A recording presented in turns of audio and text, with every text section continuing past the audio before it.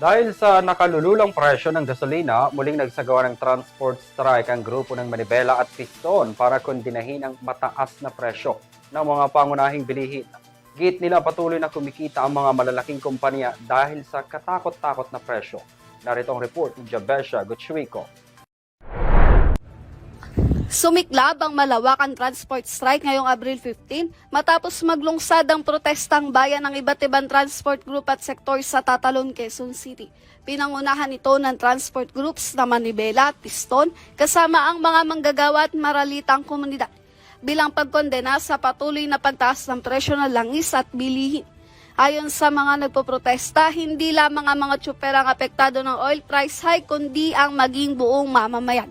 Pumalo na umano sa 1,500 pesos ang LPG kada tangke habang patuloy ring tumataas ang presyo ng pagkain tulad ng bigas, isda at ang mga ulam sa karinderya. Iginit din ng mga grupo na patuloy na bumababa ang kita ng mga tsuper at manggagawa habang tumataas ang kanilang gastusin sa araw-araw. Ayon naman sa pahayag ni Piston President Camody, ang mga malalaking oil companies tulad ng Petron, Shell at Caltex na umano'y patuloy na kumikita habang nahihirapan ng publiko.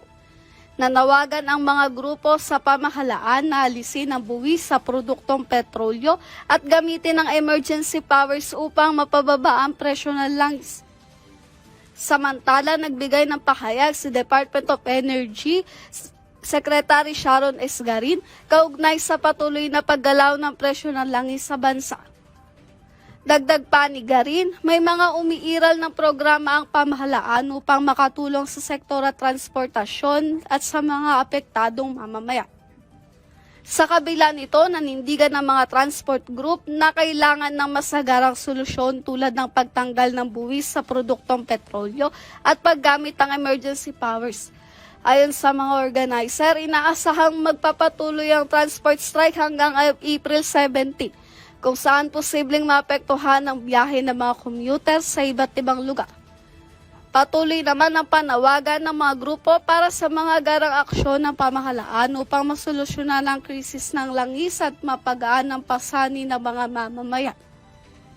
Para sa EuroTV News, Jabesha Gutschwiko, sumasaludo sa bawat Pilipino.